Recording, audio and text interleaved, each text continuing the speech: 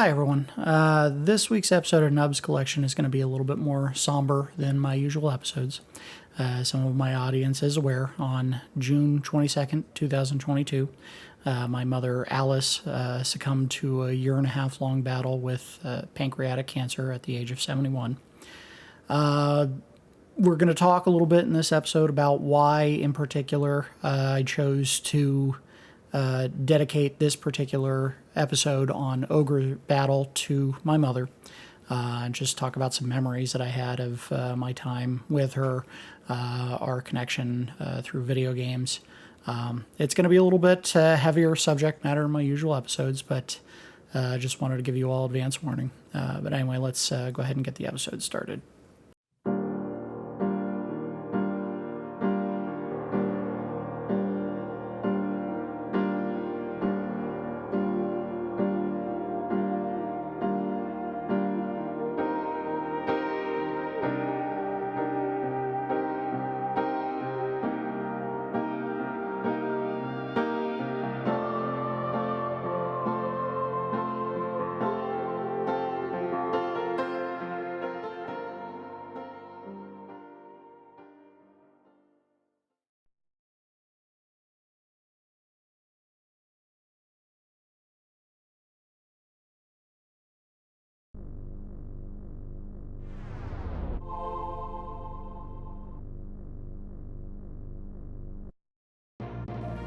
So I suppose the first thing we should do is talk about what kind of person my mother was.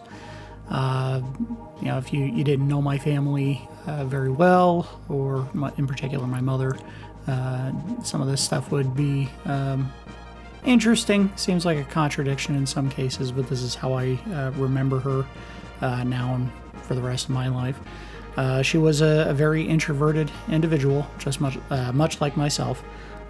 While I am seemingly very gregarious when it comes to recording silly videos put up on YouTube, I tend to keep a very close circle of friends and contacts with my family outside of my parents and my sisters.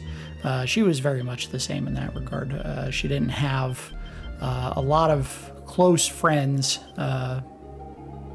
in the time that I knew her. I suppose before I was born, it could be possible that she had many more friends, but towards the end of her life, it was a pretty close circle. She was a very loud individual, and I don't mean that in the sense of like fashion. I mean literally volume-wise, very loud.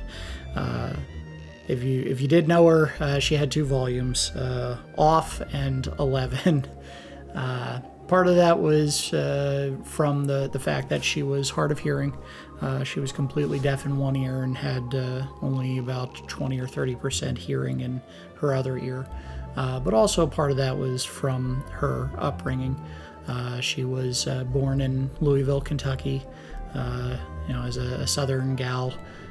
Many kids from the South, in particular women, are very loud when they have something to say. And that was certainly the case with my mother. She could be very silly at times. One of the things that I always found very amusing, and this was something I did when I was a teenager, is whenever I would have a burping fit. If I would burp, I would yell 4, and then she would immediately follow it up by saying 5. It was a very strange thing, and I never quite understood why she did stuff like that, but that was just the way that she was. She could also be very crass. If you haven't caught that from my own recordings, that's the kind of thing I almost certainly got from her, more so than my father, but that is part of her personality. She did tend to wear her emotions on her sleeve. I don't know if there was a whole lot that my mother ever kept to herself. If she had any thoughts or opinions or just feelings about something, she never really kept it to herself. You could always tell what kind of mood she was in. Even when she was really upset and not talking, it was pretty obvious just by looking at her what was going on with her. She was also very generous. As my close friends could attest, there was rarely an occasion when I would have some friends over to the house, just messing around on an afternoon after school or on weekends, when she wouldn't basically tie them down and say that they had to eat before they could leave the house. In fact, we have an ongoing joke between a couple of my friends about one of them refusing to eat Chinese food one night and insisting that he had to go home, and we've always had a good laugh about that. I won't repeat what exactly we say because it's probably terribly offensive, but it is one of the memories that I do have of her, that spawned from her, of my friend, between my friends. My mom loved to read anything and everything on the planet. She would end up reading. From my mom, I ended up picking up a love and appreciation for the author Michael Crichton. In fact, I think when Jurassic Park initially came out as a movie, I had no idea that it had originally been written as a novel. And I believe she was the one who introduced that book to me and kind of spurred on my appreciation for Michael Crichton. But she read lots of other stuff. And then, of course, she had, for our time in her life, a love and an appreciation for video games, which, of course, I also had and very much got from my mother. Some of my earliest memories of playing video games come from doing so with my mother. The whole Nubs Collection series started looking at Sega Master System games, and that was not exclusively my mother's console, but it was the one that I think of all the games and consoles that I've ever gotten, she played the most of. And I had quite a few memories of playing those particular games with her. Aztec Adventure, which is one that we looked at, I think it's a single episode. I remember her getting so frustrated trying to go through a level that's on water, and I think you go across a series of wooden platforms and dying over and over and over. And as I recall, Aztec Adventure doesn't have a save or password system in the game, so if you died there and lost all your lives, you had to start the game over. And if it wasn't the third or fourth level, I mean, it was pretty deep in the game. You're talking getting an hour and a half, 2 hours into the game before you get to that level, and dying and losing all your progress, and then her getting mad and just turning the console off and going downstairs. I guess at that time the console was downstairs. Well, for a while, I believe the Sega Master System was in my parents' bedroom, and then at some point they put it in the living room down in the main floor of the house. I also had no idea what the Nazca lines were, which you do see at the very end of the game. I think it's like the last level of the game. Every screen you go on, there is a different pattern of the Nazca lines in the game, and she taught me what those were. She played all the way through and beat Wonder Boy 3, The Dragon's Trap, many times. And I remember having a good laugh, or at least the kind of laugh that you would have as a kid, when a password that she had written down wouldn't work. I've spoken at length about the issue with the password system as opposed to a battery backup for cartridges, being that if the developer for a video game chooses to use ones and zeros in the process of making a password for you to write down, sometimes it can be very hard to tell what exactly you wrote in a password if you don't italicize it or put little lines through the O's to tell the difference between an O and a zero. And she probably lost so much progress because she would write a password down, not specify if a 1 was an I or a 1, and stuff like that. We looked briefly at Miracle Warriors. I had grand designs for doing a long play about, for that particular game, and getting spurred or burned by that game pretty badly when I first started a couple of episodes at the beginning of it. Part of that was it's outrageously difficult at the very beginning of the game. You're talking one of the very first area of that game, walking around, and within just a couple of blocks of the starting city, getting attacked by an enemy that would immediately kill you in 1 or 2 hits. I watched my mom play that game for hours and hours and hours. A lot of that time was spent farming for the special items that you would get that you could use consequence free to cause damage to enemies. I believe there were some nuts that you could pick up, white orbs. All of these you had to kill a particular kind of enemy to get. In many cases, the enemy you would have to kill was very difficult to get that item. Her saving, fighting the enemy, losing, having to start the fight over, and on and on and on and on. Miracle Warriors was an incredibly tedious game. I don't know what possessed me to think that I would make a long play series out of it. That was a terrible mistake.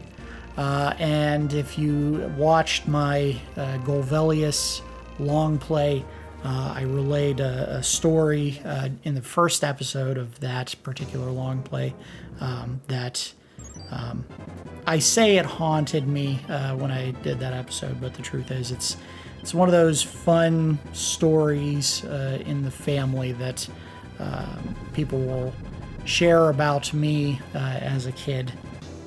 Basically, in that game, whenever you go to a shop and there's an old lady who sells items in the game, and you are offered a chance to buy an item and you try to buy it but you don't have enough money, the lady calls you an idiot. I was fairly young when that came out. My reading skills were still growing, and I didn't know what exactly that word meant because I'd never seen it written before. And we were sitting at dinner one night, and one of my sisters had said something, and I don't remember what exactly I was responding to, but I called her an idote. And no one at the table knew what I was talking about except for my mom. And she knew that it was this character in Golvelius who calls you an idiot whenever you try to buy something you can't afford. And she explained to everyone what it was. And to this day, I still have to hear about it from my sister. Whenever she wants to tease me, calls me an idote. I don't have a ton of memories of playing Nintendo games with her, NES games. I think part of that was the console that me and my sisters bought, so it was our console, even though many of the games, if not all of them, were games that my parents bought for either Christmas or my birthday or just ones that they wanted to play. I know Tetris and Tetris 2 and Dr. Mario would have been games that my mother in particular would have bought. But I do remember when we bought the Super Nintendo, that was something I used my own allowance money to buy, but the first 2 games that we got with that particular console would have been Legend of Zelda: A Link to the Past and Super Mario World. I know my mom played an awful lot of both of those games. I certainly remember helping her get all the way through Legend of Zelda: A Link to the Past. Whenever we would get to a boss, if she couldn't beat it herself, she would hand the controller to me and I would do it for her. She had a bizarre obsession with the game Super Buster Brothers. I thought the game was okay, but it was one of those games where if I had the money to rent any other game at the video store, I probably would have. May have been a game that I rented once or twice, and then my mom probably bought it herself because she wanted to play the game. But I mean, I have, I don't know, 50, 55 Super Nintendo games between what I had and what I ended up giving to my mother when I went off to college. Of all those games, I think she probably played Super Buster Brothers more than anything else. It was just kind of her zone out game. When she came home from work and wanted to do something, she would turn that game on and play it for, an hour or two. I don't know if she beat it. I don't recall it being a difficult game to beat, but that was just something she would do before making dinner. And I think at the time that we had the Super Nintendo, it was up in my parents' bedroom, because that was, I guess, where they could control how much I played video games, make sure that I was doing something other than just laying around like a loaf and playing games. And then I think towards the end of her time playing video games, or at least that I remember, I ended up buying her an N64, and I was at a rental store that had been trying to clear out their stock, and they had like a big bin of N64 games that they were trying to get rid of, and it was just like a treasure trove of games that maybe not everyone would have wanted, but I'm sure that my mom would have gotten a kick out of. I remember getting her a copy of Gek, I think they called it Gek 64, Glover, Donkey Kong 64, the treasure that I found in there. I know I got her Legend of Zelda Ocarina of Time, I think, and Majora's Mask, but the one that I thought was the true find, and I don't know if my mom ever truly appreciated it when I got it for her, was Resident Evil 2 on N64. And I doubt many people remember it being on N64, because it was a game that had a lot of voice clips that they had recorded for the game, just like the first game. But that kind of audio takes up a ton of space, which you would think means you're only going to have that kind of game on disc-based consoles. So PlayStation 1, Dreamcast, I think, had copies of the Resident Evil games, but they did a lot of heavy compression for the audio for that game to put it all on an N64 cartridge. And I was really proud of myself finding that game and then giving it to her, and I have a feeling she probably never even touched it. But it was part of the bundle of games. I got her, I don't know, 15, 20 games out of that bin, and probably paid almost nothing, because it was like a buy two get one free deal, and I was just like paying $5 for some of these games, because they had a ton of them, and they wanted to get them out of the store because they were trying to clear their N64 stock.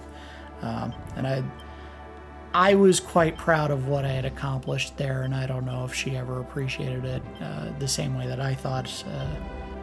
I thought I had done a good thing, and I don't know if at that point she even cared anymore about video games the way that she did when I was younger. So I suppose I should explain why exactly we're talking about my mother while a video that I pre-recorded this the gameplay for this particular episode, and I'm just doing some voiceover for it in post. But why exactly are we looking at Ogre Battle? The full name of the game, by the way, is Ogre Battle: March of the Black Queen, which was a game that came out in, I believe, 1994 or 95. This particular game is extremely rare.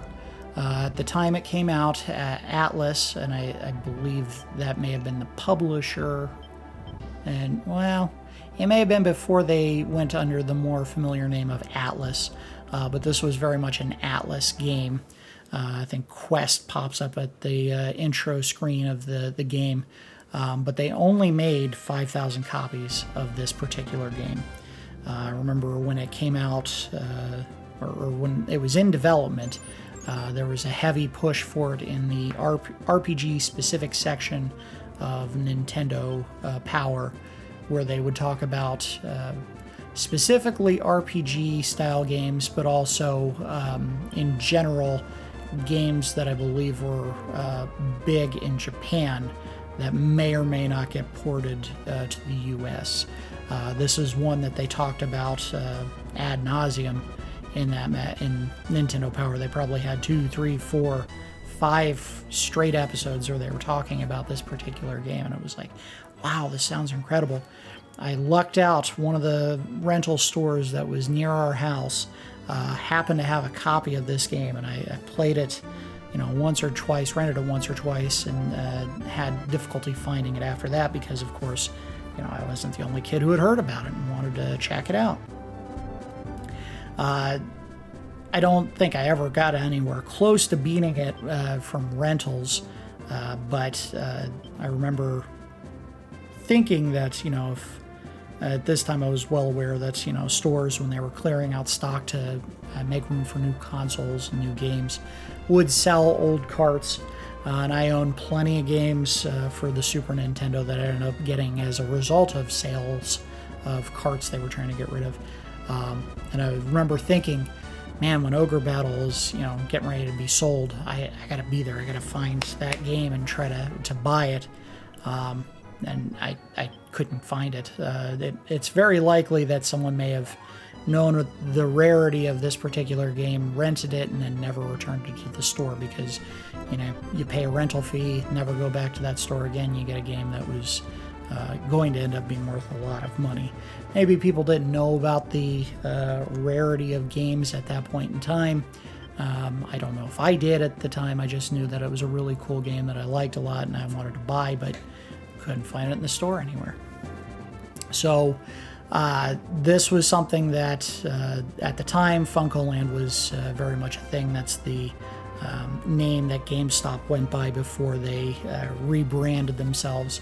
And I had a FuncoLand that was near where I lived, about 10-15 miles away. And anytime I would go by there, looking for a game to check out, this was one of the ones that I would always go in there and see, do they have a copy of Ogre Battle? Do they have a copy of Ogre Battle? Never was the case. But one year if it wasn't my 16th, it might have been my 17th birthday, I asked my mom, can you see if you can find a copy of Ogre Battle for me?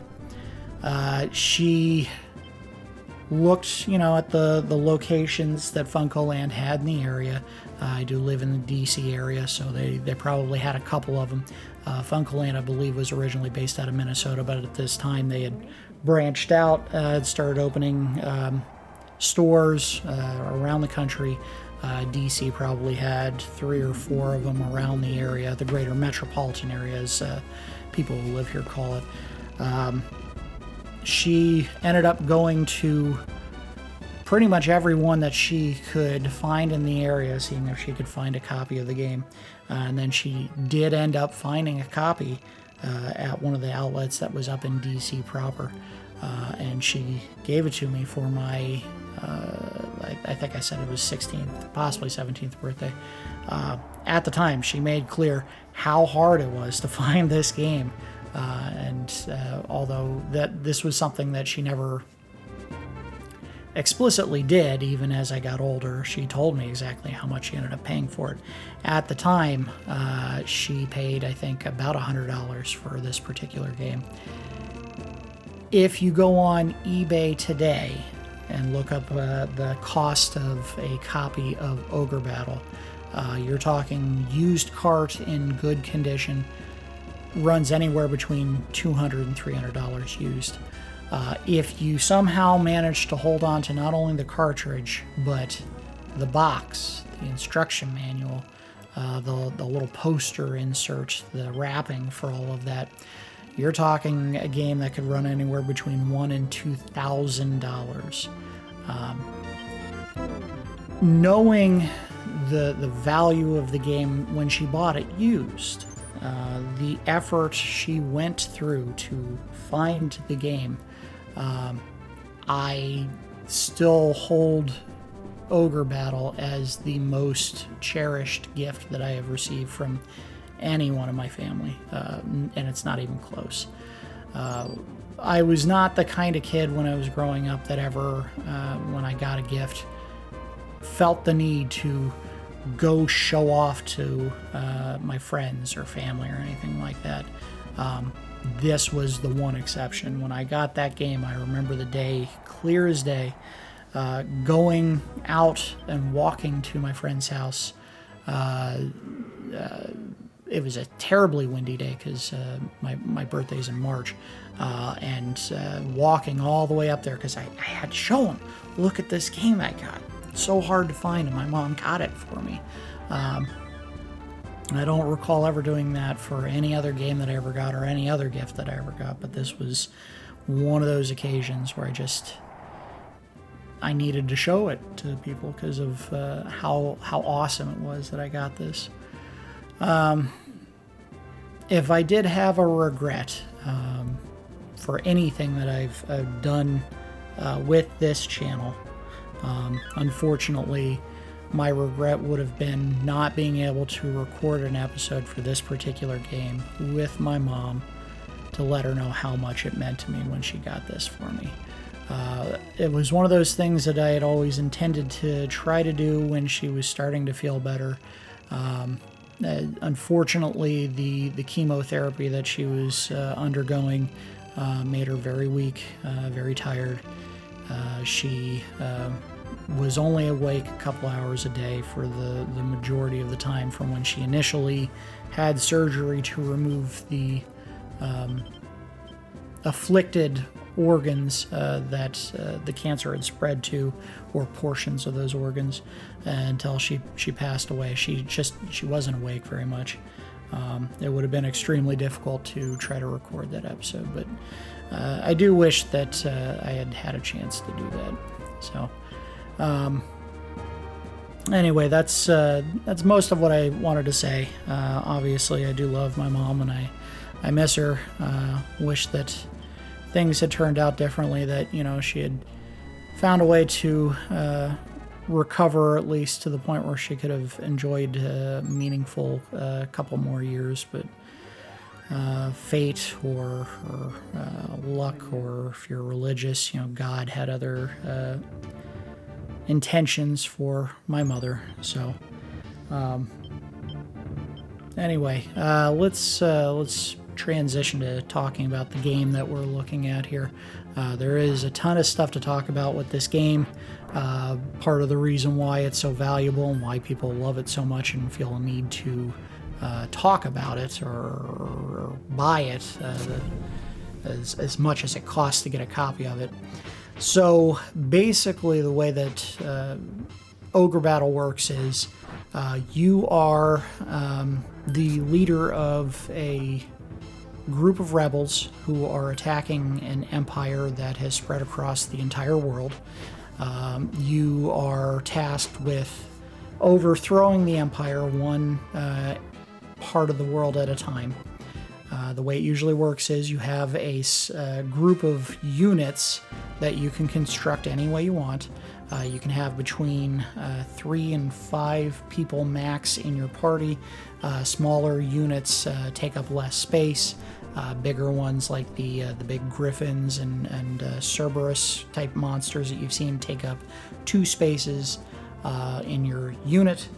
You move the units around the map, trying to liberate towns and fend off the occupying force trying to get to the enemy base at the other side of the map, wherever you are. Take out the boss, liberate that final fort, and then you finish the map, you complete it, and then you move on to the next chapter. If you choose to go back to those towns, there usually are no occupying forces left. Yeah, I believe you can wander around those maps and find random units that you can try to recruit to your force. But usually it's pretty sparse. When you do go back, it's usually just bouncing town to town to buy items or resources, weapons and armor, stuff like that. There's a ton of depth to this game, which was surprising even for a Super Nintendo game. All of your units have individual stats. Individual characters have individual stats: strength, charisma. They have health pools. They have alignment, which we'll go into a little bit later. As you play through the game, fight enemies, liberate towns, you gain experience points. And then eventually you gain the ability to improve the rank of your character. And by that I mean they can like level up and take on new jobs. So if you have a fighter in your group and they level up enough, they can become a knight, or they can become you see the little icon on the top there with the whip, a beastmaster, or a mage, or a samurai. I think you see on the screen there on the left side, the dude with the little sword held behind his back. You level those characters up enough, and then you can level them and they gain new abilities. There's just a ton of options for how you form your individual units. You can put characters in the front and they'll attack one way. If you put them in the back row, they attack a completely different way. As you can see in the group here, you put mages in the back because they can use spells to attack at a distance. You put knights in the back row and they cast a one-time spell, I think, on certain enemies. You put them in the front, they do hand-to-hand combat, and I think they get 3 turns. Yeah, there's just a ton of strategy involved in how you build your units and how you use them. But I think the thing that makes this game the most interesting is 2 systems that they have that kind of interact with each other. One of them is a stat I referred to before called alignment, and the other one is the reputation meter, which you'll see in a second here when it goes back to the overworld map. On the top right corner there, that little bar that's underneath the sun and moon, that is your reputation meter. The way that works is as the upstart rebel group trying to take down an oppressive empire or regime, you are trying to do things in a way that the people will see you in a positive light. How it works is this. All of your characters have an alignment value. I believe it goes between 1 and 100. 50 is the middle ground. If your alignment is above 50, the people see you in a positive light. If it is below 50, they see you in a negative light. Mages, like the 2 in my party here, have a negative alignment, a lower alignment than 50. So if you take them to a town that's occupied by the enemy, and you land on that town and try to liberate it with a group that on average has an alignment score below 50, the people will see that as a bad thing. They won't see you as someone coming to liberate their town. They'll see you as an invading force that is conquering the territory. If that happens, your reputation meter goes down. If you have a group with an alignment score that's above 50 and you go and occupy a town, you'll be seen as a liberating force. Your reputation meter will go up. In addition to that, there are other things that will affect your reputation. If you recruit special characters, depending on what kind of people they are, if they're a really evil, despotic type individual that you spare and allow to join your group, the people will view that negatively. I believe there is a witch character in one of the later levels of the game that if you recruit her into your party, she allows you to recruit special pumpkin-based enemies. I can't remember what exactly they were, which are very powerful and can make the game almost trivial if you can actually get them. However, if you recruit her, you automatically lose out on the best ending. And I believe this game gives you something like 20 or more endings based on how you perform. The reputation meter can also be affected by something that I've been doing as out of habit in each of these encounters. When the encounter starts, you can pause and you can choose to give your characters kind of a broad command. The command works like this. You have 4 options: best, leader, weak, and strong. If you choose best, you do whatever the game deems is the best option to win the fight, and I believe it doesn't have any effect on your alignment. If you choose leader, I don't believe that has an effect either, but if you beat the leader of a group without defeating any of the other units, the unit will automatically return to a town to recover their leader and attempt to attack again. If you choose weak, you will automatically target the weakest character that any unit can attack from with their placement on the map. I'm changing it here to strong. If you choose weak, you will likely win the battle quicker. However, you will receive negative, if it's not negative alignment points, it's a negative bump to your reputation. If you choose strong, your characters will automatically target the character with the most hit points in the opposing squad. That will make fights last longer because obviously you're not reducing the number of hits they can return back to you, but you gain either points of alignment or add points to your reputation meter.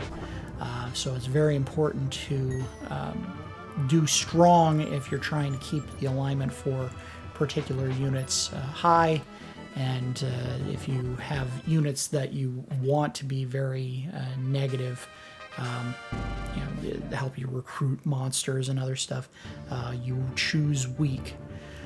One other thing, and this is one of those high-level concepts that if you didn't know this was happening, you would probably make it halfway through the game and have no idea why your reputation meter is dropping so drastically and so fast.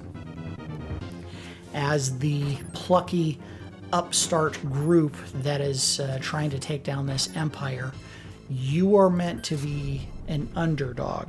You are fighting every battle as a near-run thing where you just barely squeak out a victory against a superior force. Your characters all level up as you fight and defeat enemies. If you fight a unit in this game that has a level that is lower than your group and you defeat them, that is seen as an oppressive tactic, and you will lose reputation as a result of that. In order to maintain or raise your reputation with the people, you need to fight the opposing force with characters who are at or below the level that your characters that the enemy has. So you are supposed to fight as the weaker force, conquering or defeating the opposing oppressive regime. That's something that's really hard to balance sometimes, and in fact in this particular battle I even had to start rotating my groups in and out of that one particular base that were next to those 3 groups, because the one party that I was using the most, Lance, I think is the name of the character, kept doing all the fighting, and he kept leveling up. And as time was going by, that meant he was going to start over-leveling and basically trouncing every force that he fought. If that had continued, and I did not move him away from the battle, I would start receiving negative reputation because I was going to be seen as an oppressive, invasion force. And the people don't like that. They want you to help throw off the reins of oppression, not replace the ones that they had with another even more oppressive set. So reputation guides the outcome in the story. If your reputation is very high, you have access to certain characters that are incredibly powerful. There's a group of generals in this game which I believe go by the name the Divas. There are 4 of them that you can get that are incredibly powerful. They're boss fights, and if you have a high enough reputation and you go into the fight with the right character, they will be persuaded to join you and help you take down the Empress, or the queen of the empire. I think it's called the Zenobian Empire. I might be mistaken there. The only way you can get them in your party is you have to have a high reputation. If you have a low reputation, you can probably recruit some of the more evil characters in the game, and I believe there is an ending where you win, but I believe one of your second or third in command see you as a threat and end up killing you, as in the one of the worst endings of the game. But yeah, the game has very specific circumstances to get some of these unique characters. You have to have a particular individual who you recruit from another town, you know, a special character like Lands in this particular case. He has a special interaction with the boss of this area, and I believe in the right circumstances you can recruit the boss in this area, but I might be mistaken. There is a ton of hidden equipment, or towns and equipment spread all throughout the map. You can find hidden towns. I've had a couple of people find some of those in this map. Buried treasure that can give you money or special equipment. As they're saying on the screen here right now, your alignment affects how much damage you do either during the day or during the night. Obviously, more arch evil type characters with low alignment do far better fighting at nighttime, and characters with a high alignment do much better during the day. That can affect when you can and should attack the bosses in certain areas. If you wait till nighttime and they happen to be a very evil, low alignment character, you're probably going to have a hard time doing it during the night. If you don't finish an area within a day, I believe it negatively impacts your reputation. Also, you get less money as a result. I believe the quicker you finish an area, the more money you end up with. But I do know that towns that you've liberated end up giving you like a tribute on a daily basis. But I think that actually can run out if you take too long to finish a map. Ideally, you want to get things done as fast as possible. That's pretty much everything that I remember about the game. I can tell you right now, the setup for that particular group we were fighting was terrible. They had 2 Amazons in the front.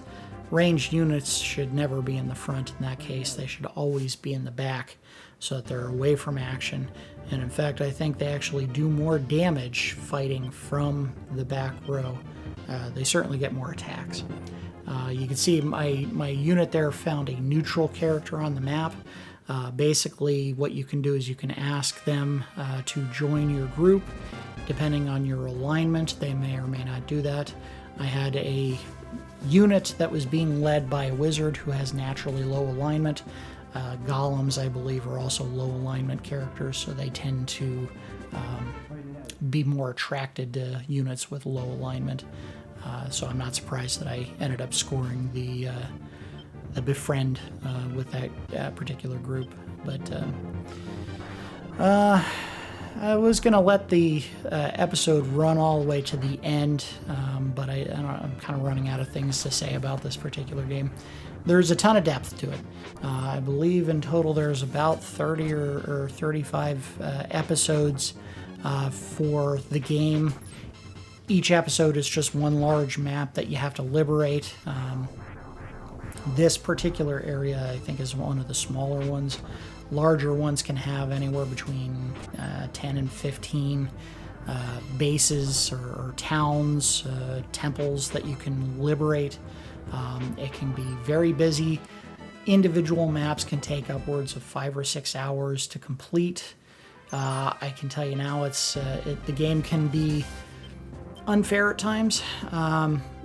In the recording of this video initially, I ended up losing in the very first map because my leader, my character, the one that's named after me, ended up dying in a fight with the boss. and as a result of that, I lost and had to start all over. It is the kind of game that does have a save system, which you definitely want to use as often as possible, and I think they have a quick save.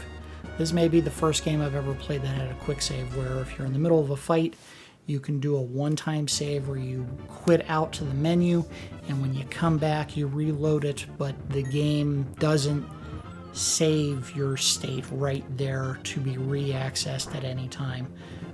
The only time normally you can save the game is between episodes, so if something's going terribly wrong in a particular episode, best advice would be to just quit out and restart the whole thing, which makes a game that could probably run you, 40 or 50 hours go into the hundreds if you're really picky, especially if you're trying to get the best endings of the game, because there are quite a few good endings, and they can be very tricky to get because, again, you're balancing your alignment, your reputation meter, the levels of all the characters that you're carrying in your unit, either keeping high alignment characters only, getting rid of the low alignment ones, sparing bad guys versus just killing them outright, recruiting certain special characters, finding hidden towns, making sure you liberate them with high alignment characters only. There's a ton to juggle in this game. It is a very deep experience, and that is part of the reason why it was so highly valued among collectors. Not to mention this, the depth of the game is unlike anything you would ever see for a Super Nintendo game. I can tell you now, part of the value of that game has diminished mainly because they did re-release this on the PlayStation 1. I believe that was also a fairly limited run as well, so a PlayStation 1 copy of this game is also very valuable. And then they also did an N64 version of the game. It's not the same game because it is populated by very muddy, pixelated graphics. I do own a copy of Ogre Battle 64, and we may look at it maybe in more depth than what we're going to look at today as far as the quality of the game. But I think I've exhausted everything I wanted to say about the game. We're going to forego the good, the bad, and the ugly for this particular episode simply because I've just been kind of talking about the game instead of playing it and then talking while I'm playing it. And then as far as the score, I would give it a very high score, probably in the 8 or 9 range. It's not a game for everyone. As a strategy RPG type game, it can be very slow and tedious, and again, if you lose during an episode, or you're going to lose during an episode, you're talking losing 5-6 hours of progress sometimes. And that can be frustrating for some people. I enjoyed it. Obviously, I value the game very highly because of the circumstances in which I got it, but I would understand totally if other people didn't love it the same way that I did. But anyway, that's going to do it for this episode of Nub's Collection. If it was a little bit more sad or somber, I do apologize. The future episodes coming out will probably be back to the more silly and upbeat, irreverent tone that I try to strike with my episodes.